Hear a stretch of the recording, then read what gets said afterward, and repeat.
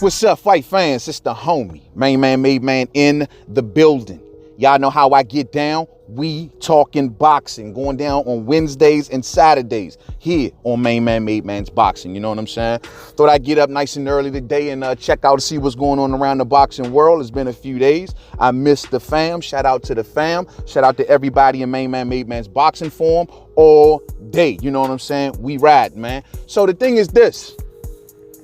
The first thing that I see when I get back onto the boxing world and see what's going down, the first thing I see is this. If you are Gervonta Tank Davis, how do you feel about this? Riddle me that.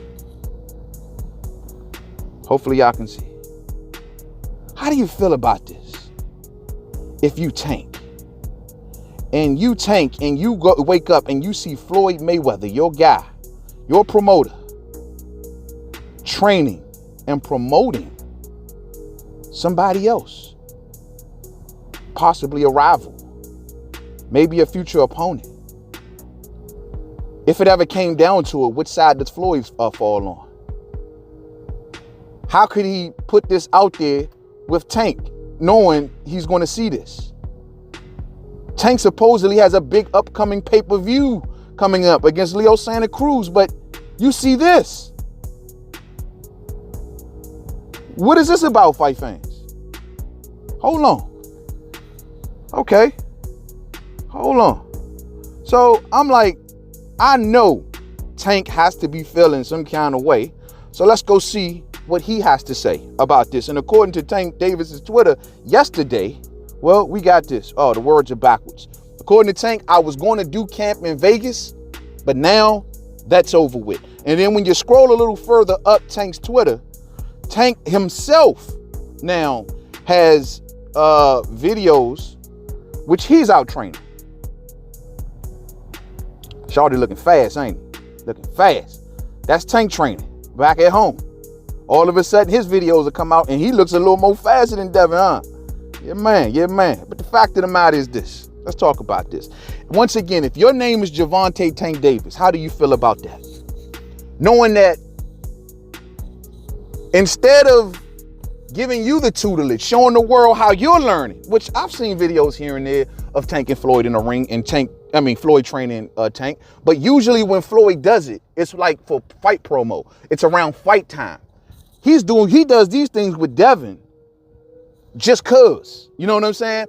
I've seen videos of Floyd and Devin training together just cause. Like now. Shit, Devin is not even Floyd's, he's not even being promoted by Floyd, at least officially. But yet, you see this. Devin ain't got no fight coming up that I've heard of, you know, right up, just the stuff that's been kind of going around. But Floyd just did it just cause. So this makes me think. You know, a lot of people say, man, you're very hard on Tank. You're very hard on the kid, man. Show the kid some slack. And I tell people this all the time. The reason that I'm tough on Tank is that I'm from the DMV. I'm from DC, born and raised, 10 toes down. You dig? He from Baltimore up the road. Yeah, DC and Baltimore's had their differences, but the fact of the matter, when it comes to everybody else, it's DMV. We stick together. I want to see that kid do better. You know what I'm saying? I want to see him take this opportunity and take it to the moon. Not do dumb stuff like snatch up his girl or fighting people, bartenders in the middle of the street. I'm going to jump on him for those things, or sending fake checks to jewelers. I'm going to jump on him for those things, because if not, guess what? Everybody going to think it's just okay. He going to keep on doing dumb shit that the boxing public ain't supposed to ridicule him for. I want to see him do better. Because here's the thing. I see what they want to do with their kid. They want to make Tank Davis, Adrian Bronner. Y'all not hearing me, fight fans. Look at the trajectory. Adrian Bronner, dominating things at the lower weight classes, right?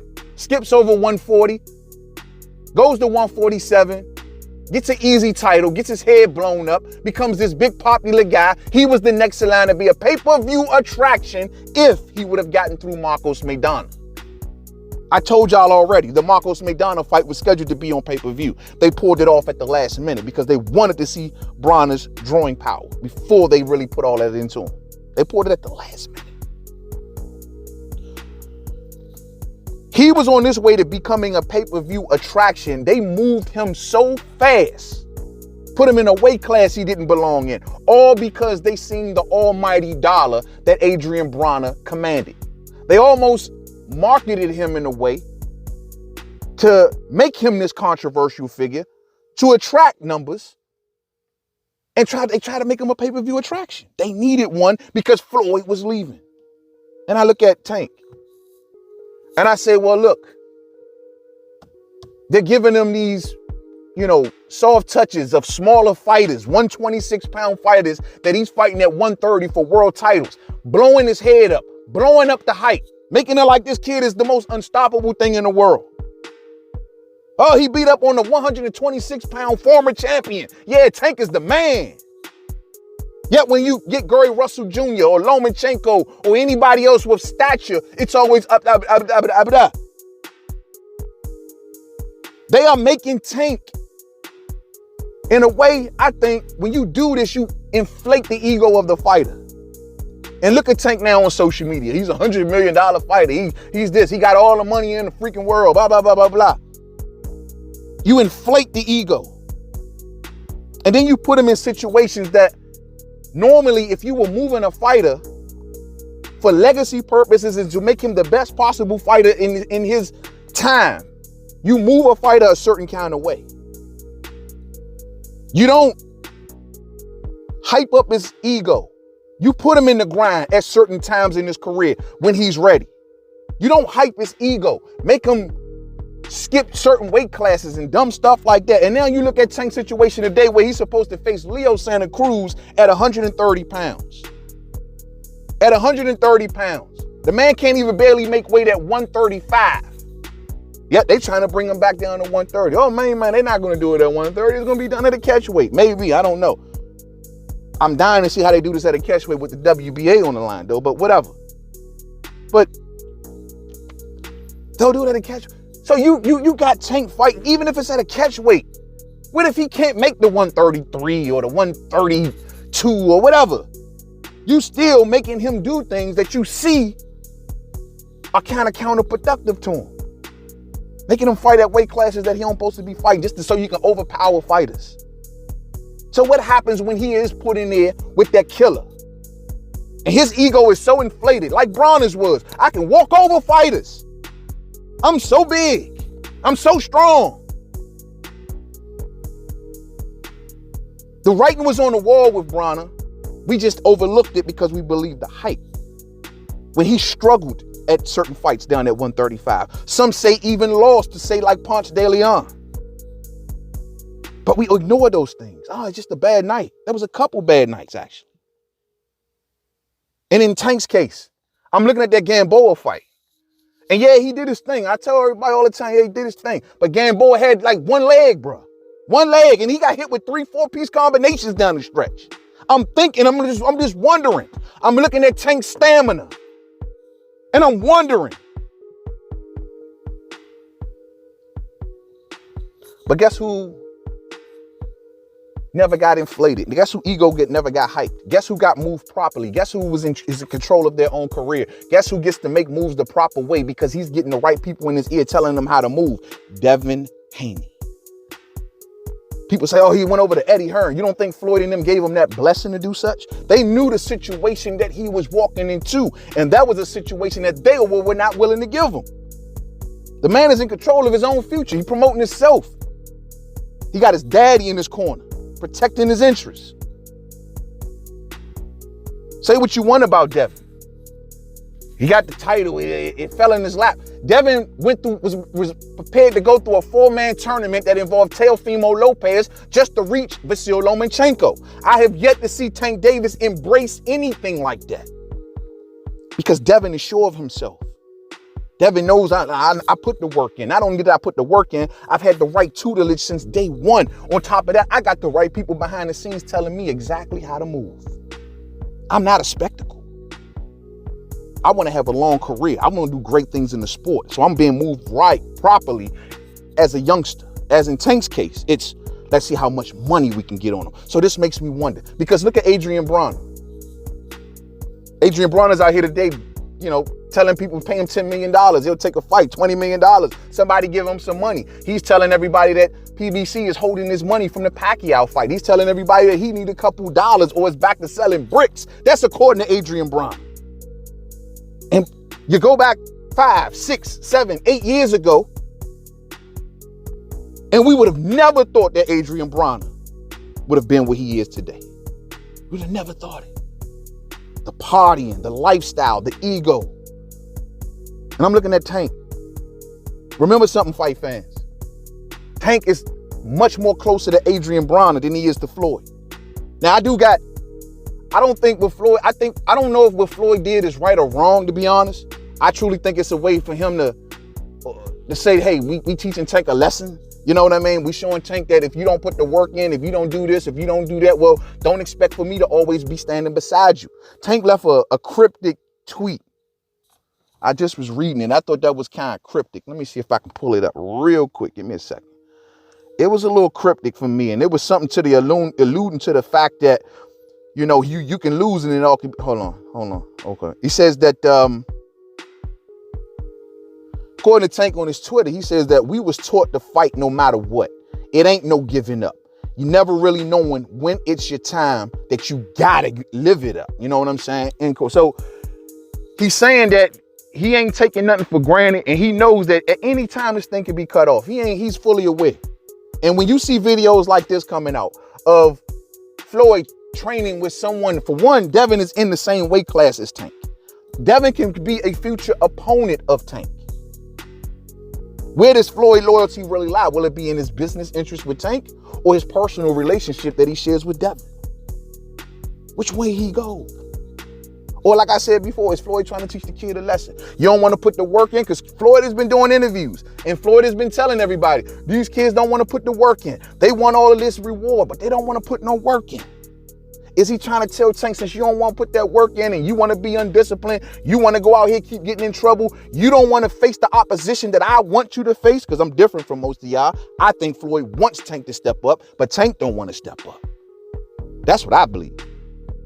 But you don't want to step up. You don't want to move like I moved when I was a kid. Yeah, we hyping you. But guess what? Eventually comes a day you got to put in work. And you don't want to do it. And I don't trust you with doing it. Floyd gave him a huge platform on the undercard of Conor McGregor in the Mayweather fight. Tank pissed that opportunity away by not looking so good. Floyd ain't gonna keep doing it. Floyd ain't gonna sit around and think you're gonna make super duper amounts of money, be this superstar dude, and then turn around and don't put the work in. But Floyd gotta understand, you made that Frankenstein, blood. You made that Frankenstein. It seems to me you feeling some kind of way because he ain't rocking with you like that. He never really was, truth be told. It was Adrian Bronner's fighter. Bronner just didn't have his paperwork together. So technically, you know, he rocks with AB more than Floyd.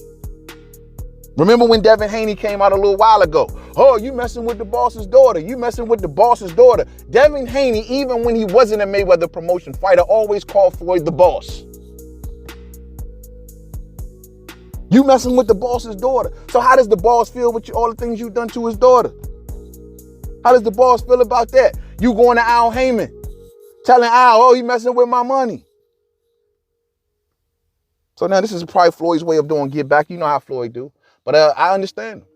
And it lets me know when I see this, the work that he putting in with this kid, he respects Devin. He sees a lot of himself in Devin. Devin is a very skillful fighter. He doesn't drink. He don't smoke. You don't hear no crazy stories about him. He's always in tip-top condition. He's always ready for the top fight. He's not running away from no opportunities. Floyd is looking like at Devin and saying, that's more me than this kid.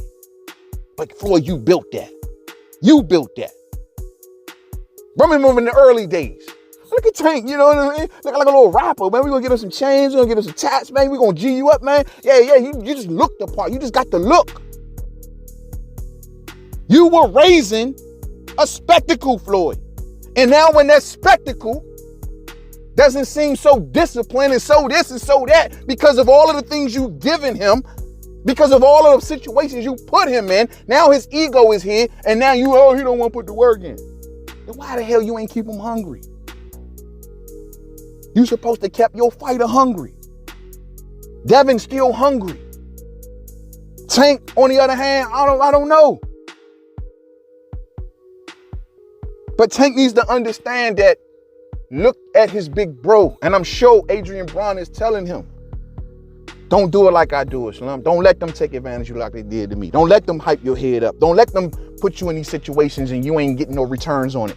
Don't get in pocket to these dudes. Adrian Broner is in pocket.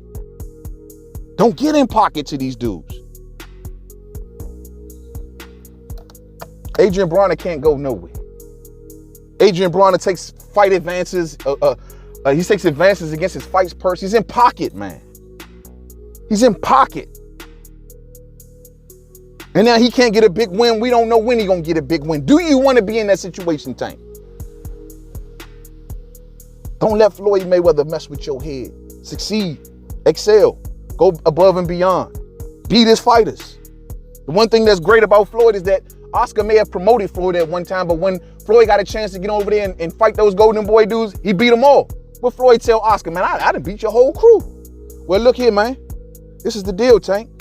If you feel like Floyd throwing you too much shade, he trying to put this out here to the public, or Devin trying to put this out here to the public to mess with your head a little bit, trying to let you know that your days can be numbered and we'll drop you, then guess what? This is what you do, Tank. You go in that gym and you beat his whole crew. You beat his whole crew. If I was you, I go in there, I need Rolly right now. I need Rolly right now in sparring. Beat the shit out of Rolly. I come right back. I need Devin. As a matter of fact, in 2 weeks, me and Devin can spar right here. Or else, be honest with you, for a fight like Devin, you want to get paid for it. But the fact I'm making is beat his crew. Earn his respect by beating his whole crew. Beating anybody that put him in the ring with you. Destroying them. Staying focused. Staying hungry. Then it puts you back in the driver's seat. You'll start to lose the driver's seat if you keep fucking up out here. Then they're going to look at you like, okay, we built him, and now it's time to cash in on his little ass. Especially if you start losing. So keep your third eye open, homie. We'll see how this go, man. That's messed up, man, but yo, that's the way the game go. Floyd going to keep it moving. And if he was going to have somebody to take the mantle of Protege, it's going to be my Protege, he doesn't look at Tank as a protege. Yet everyone keep thinking that. He looks at Tank as a business investment, the same way he did with Adrian Broner. But he looks at Devin Haney as the protege. I'll catch up with y'all later, man. Thumbs up on the way out if you didn't hit it on the way in. Much love to you all. And like I always tell y'all, man, to the next one, much love. Peace out.